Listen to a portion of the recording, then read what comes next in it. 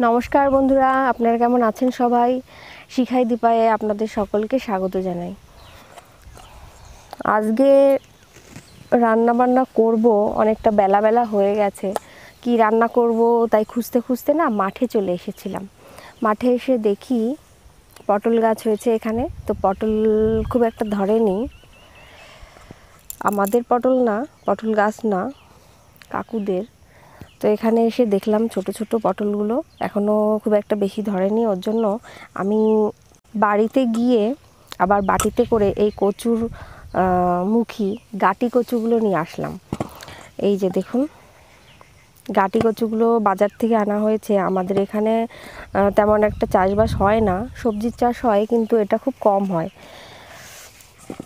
তো এই কটা গাটি কচু দিয়ে কি দিয়ে রান্না যে করি, গাটি কচু কথায় বলে ইলিশ মাছ দিয়ে রান্না করলে নাকি খুব ভালো লাগে।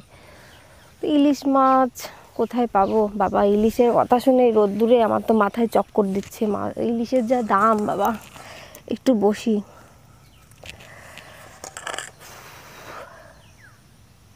আইডিয়া, ইলিশের দাম বেশি তো কি হয়েছে, বাজারে তো ইলিশের ছেলে মেয়েরা আছেই বলুন। কেন বলছি, কালকে বাজার থেকে আমাদের খোকা ইলিশ নিয়ে এসেছে। সেটা তো ইলিশের ছেলেই বটে, নাকি খোকা খুকি ছেলে মেয়ে।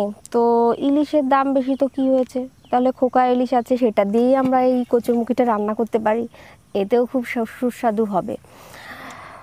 তো চলুন তাহলে এবার বাড়ি যাই। খুব রোদ্দুরে তাপ বেড়েছে, ওই যে প্রখর রোদ্দুর দিয়েছে, এত গরম বাবা। খুঁজতে এসেছিলাম সবজি, কিন্তু বাড়ির সবজি রান্না করতে হবে। এখন বাড়িতে যাই, গিয়ে এটা ভালো করে ধুয়ে, কচুরমুখিটা ভালো করে ধুয়ে হচ্ছে সিদ্ধ বসিয়ে দিই গরম জলে, তারপরে রান্না করলে খুব দারুণ টেস্টি হবে।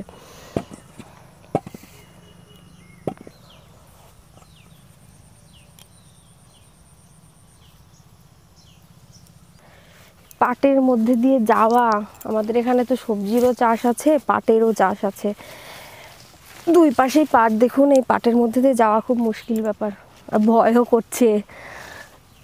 জঙ্গল টাইপের হয়ে গেছে।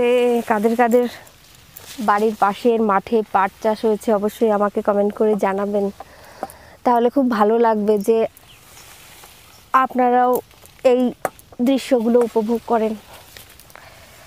আমার তো খুব ভালো লাগে।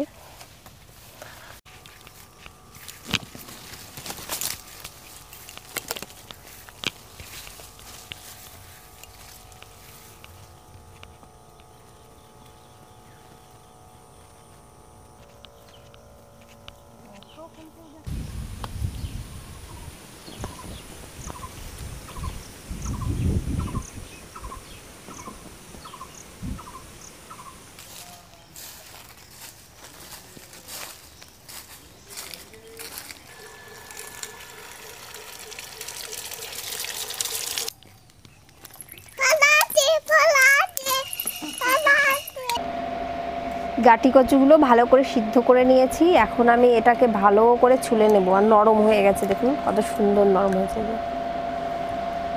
বাহ, দারুণটা, কচুটা তো খুব ভালো, তাই না?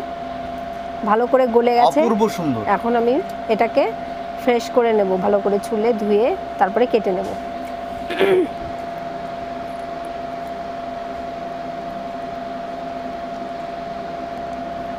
চিকা রানী তুলে আছে। আলু আলু আলু আলু আলু কয় কিলো ওজন তুলে আছে, উরি বাবা। হয়ে গেছে হয়ে গেছে। উই দেখো গায়ে, দাও দাও, পড়ে যাবে পড়ে যাবে পড়ে যাবে, দাও দাও। আলুগুলো এখন আমি ভেজে নেব। তার কড়াইতে দিয়ে দিয়েছি সর্ষের তেল, তেলটা গরম হয়ে গেছে।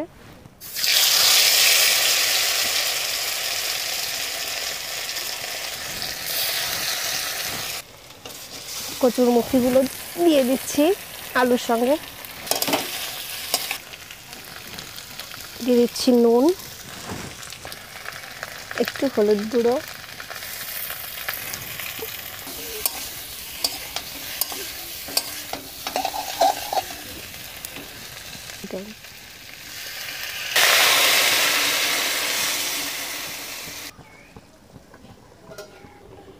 এই যে আমাদের খোকা ইলিশ, এটাকেই বাচ্চা ইলিশ বলেছিলাম। আমি ওটাকে কেটে ভালো করে রাতেই ভেজে রেখেছিলাম, সেটাই এখন আমি তরকারিতে দিয়ে দেব।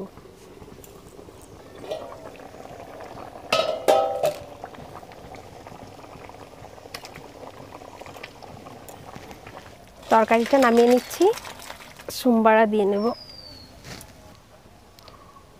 তেল দিয়ে দিচ্ছি, দিয়ে দিচ্ছি রাঁধুনি ফোড়ন,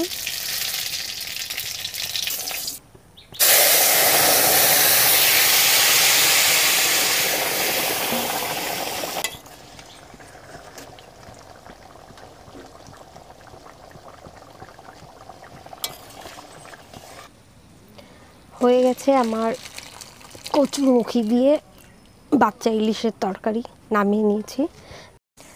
খুব সুন্দর একটা কালার এসছে, খেতেও মনে হচ্ছে খুব দারুণ টেস্ট হবে। বাচ্চা খোকা ইলিশের তরকারি বলে কথা।